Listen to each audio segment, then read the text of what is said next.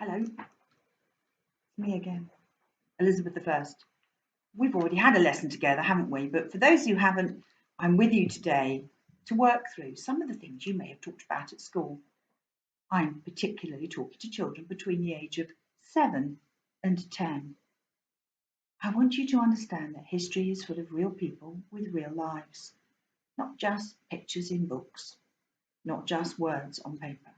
But there's nothing just about words because today I'm going to talk to you about schools most particularly.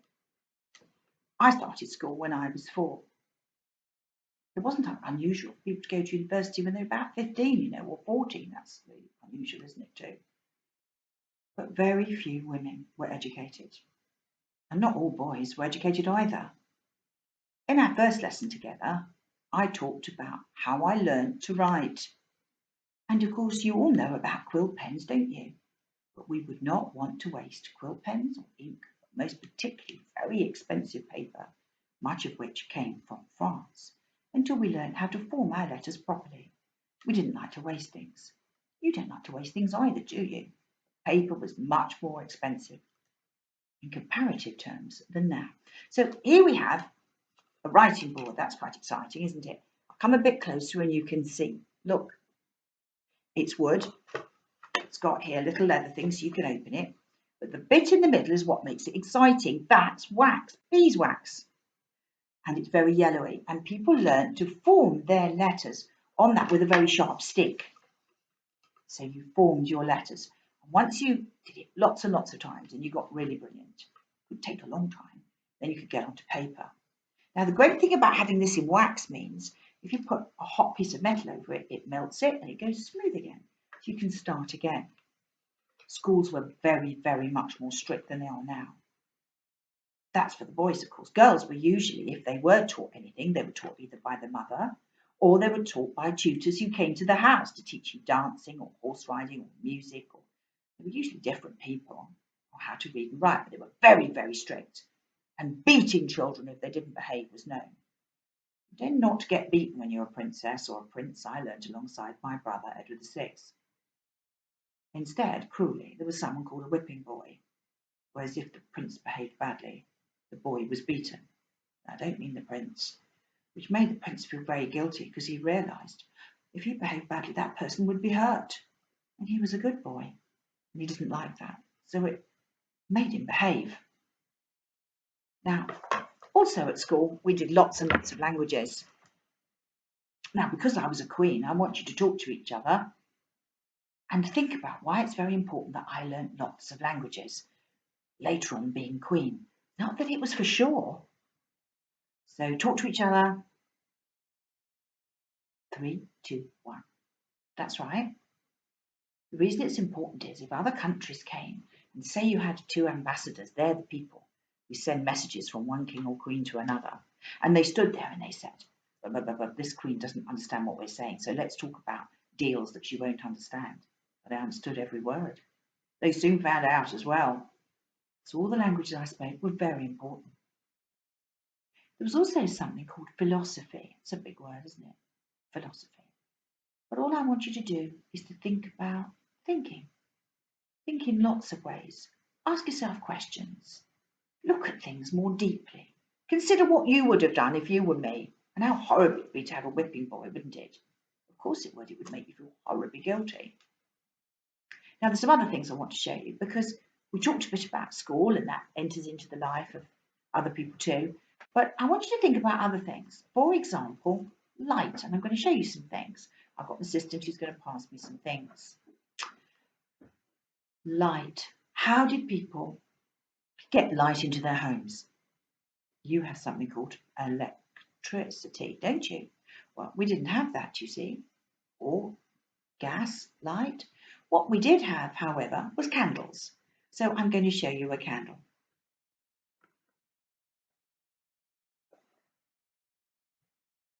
That one looks a bit knobbly, doesn't it? It's a bit strange looking, isn't it? And when you smell it, it smells like bees because it's beeswax.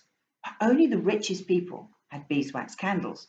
Poorer people, they used to make it with a little bit of, it looked like wool, really. It was a bit of wool, really. And they kept dipping it in fat in layers, and then it dried, and then in, and so on. And tapers were very often made of animal fat. But for very poor people who didn't eat meat very often, you'd get up to the smell of bacon sandwiches and rush downstairs. And when you got down there, no, it was just porridge again. We ate a lot of porridge, by the way. So light was this. But what other light is there? There's the fire, isn't there?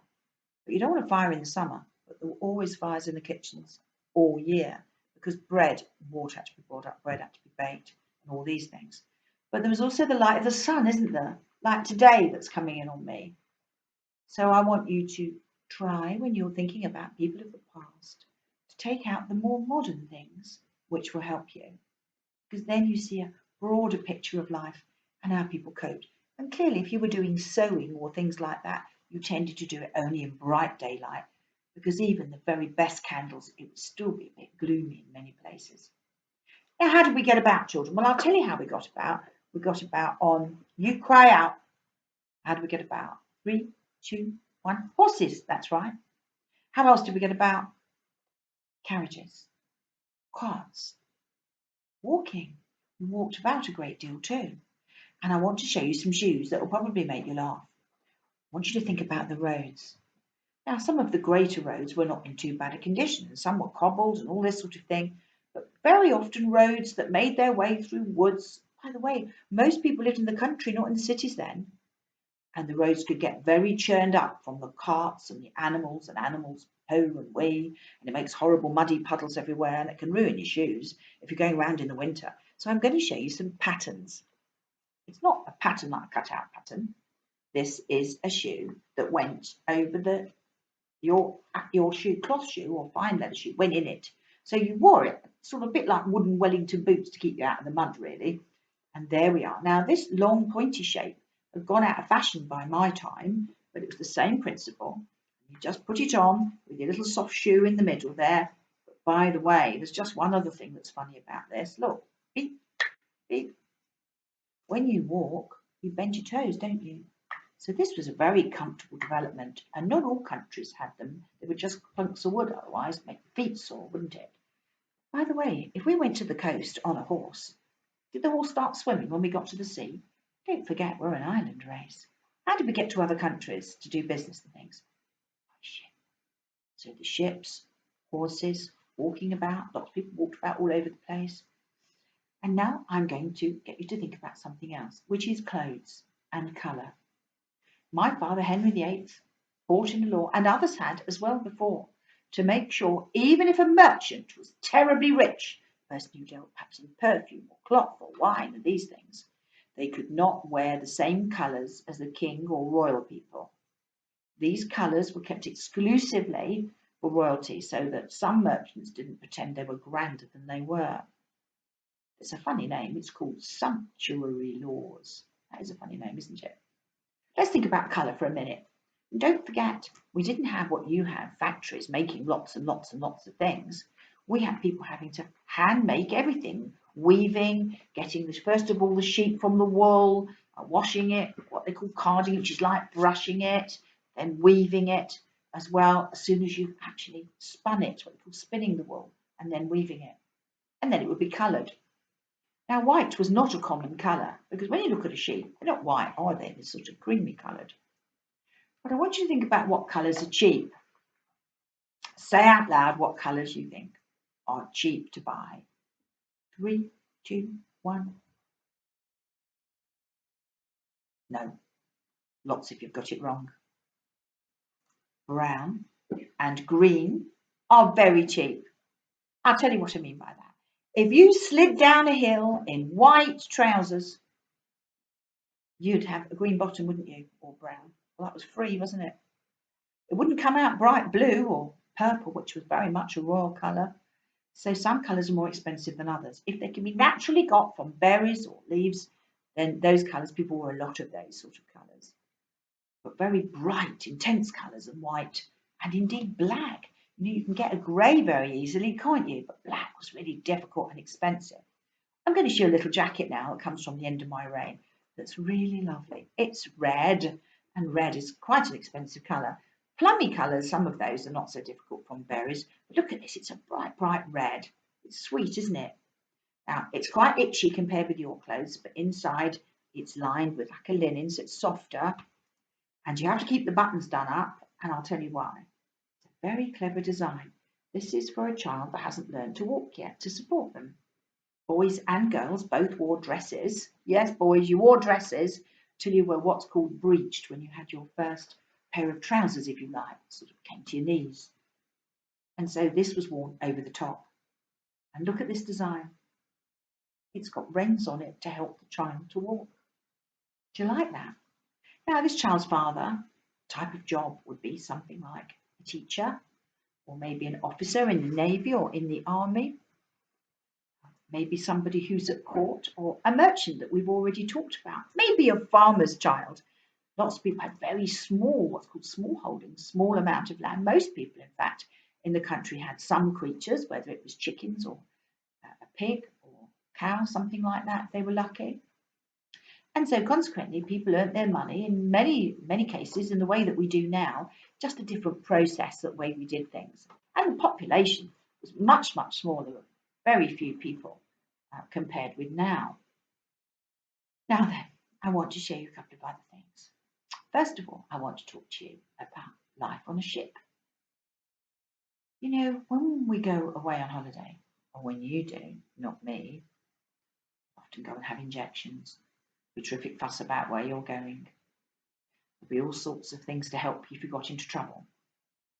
Well, the people of my time, it wasn't so much about going on holiday, but it was about doing business. Ships chasing far sun in the wintertime. You have to go a long way to get in hot countries, don't you? It would be a very dangerous thing to go on the ships in case they lost everything, the sailors and the ship and all the goods on it. So things in the winter were much more expensive. And I want you to think about the ships, how rough it was and how rocky it was. People just got on and went, and explorers like the great explorers of Drake and Raleigh that found the newfound lands when I was queen. Places like the Americas. A man called William Penn from Bristol. Hello, Bristol. That's where you get the name Pennsylvania from. These names are in our hearts without realising necessarily where they came from. Life on ship could be an extraordinary thing. For a start off, a lot of sailors didn't want to know how to swim. That's really silly, isn't it? They didn't like to because they were superstitious people and believed that if they could swim, then the spirits of the sea may call them into the water. And so therefore, as their own, they decided they didn't like to swim. It's not really a good idea. So consequently, when ships went down, even if close to harbour, a lot of people were lost. You may have heard of a ship from my father's time called the Mary Rose. The Mary Rose was found in your father and granddad's time and brought up. Lots of wonderful things on board, chests full of all sorts of information, you know, things like medical chests, particularly lots and lots about medicine, and lots about food, all sorts of things. There was even, sadly, the skeleton of a little dog stuck in a doorway and trying to go out, and the door closed on it, and he drowned along with many, many other people. Some things on the ship we've got examples of, and I've got one now for you to have a look at, of a cup, and it's made of wood. And this cup is made of wood, very sensibly, because if it was glass, it would smash, wouldn't it? By the way, we did have glass, it's made of glass. But this is made of wood. Some people also had cups made of leather as well, very tight leather. And you can see this is made of wood, and that's just like one that was found on the Mary Rose. So if it falls over, you'll lose your wine, but it won't break, will it? Pewter was also used. I'll show you some pewter now. And pewter was a very common metal of the time, like that. Do you see? And that's clever because it's got a lid on. So it stops flies going in. Do you see? The pewter was used really a lot. But what you just saw was an example of something directly that came from the Mary Rose. So people had very many jobs. And children were expected to be much more grown up than now and to start work much earlier. Some people, if they were very lucky, worked in the spice trade. We've talked about travelling to far shores. And I'm going to show you some fulsome cinnamon sticks now. Cinnamon is that smell of Christmas time, really, like nutmeg. Look at this cinnamon stick here. Now, these spices were very expensive for the reasons you now know. But when you snap it, oh, do you know, that smells like apple pie and Christmas time. Cinnamon sticks. This is the type of thing that we used in food. both in sweet food and in savoury food. And when you look at it, you realise you are looking at and smelling a smell of my time. You did have to be quite well off to have those, but the air of baking would fill everywhere. The smell of baking would fill everywhere at the time. So we've talked a little bit about travel. We've talked a little bit about going to school, or tutors coming to you, and some things we did. Oh, I'll just show you a game. You'll like this little game, Cup and Ball. This was played over the centuries, actually, over my time as well. It's a game of skill. There it is. The idea is to get that ball in there. You know, I've never been good at this, but I'm quite good at that. Oh, told you I was rubbish at it. Oh, I bet you could do better, couldn't you? So at play, we like football. The only thing is, the amount of people in the team were very often the amount of people who wanted to play. So sometimes you might have 100 in each team and the goalpost about a mile apart. Because if you didn't have it a long way apart, the group would be so big. And sometimes it was only 8 people in each team. It's still played, you know. It's still played medieval football, one ball and hundreds of people in a place called Ashbourne in Derbyshire, which is not so far away as where I'm talking to you now. Tutbury Castle. I am just going to give you a tiny glimpse today of life for all sorts of people and have, and travel and have, and light, food, music and dancing. But now you've got a job to do.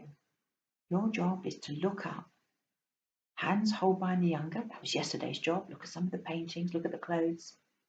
Think about what you would like to wear from that time. We did talk about that. Maybe you could draw a picture of it. But the next thing I'm going to do after this is talk a lot more about my reign. But that's for another day. So good luck, children. Enjoy yourself. And don't forget, people of my time lived like you live. It might be a different type of life, but when they put salt or honey upon their tongue, it tastes the same for them as it does for you. Let the people of the past live. Go and find out about them, the funny things, and go and find out the wonderful things that make us who we are. Can you wave for me? Say goodbye, Your Majesty. Oh, some of you are getting up and curtsying. Thank you, ladies. And boys, some of you are getting up and bowing. Well done. Shall we all do it at the same time? I never bow or curtsy because I'm the Queen, but I can enjoy watching. 1, 2, 3, up you get. Oh, that's wonderful. Well done, children. Good luck. Till next time.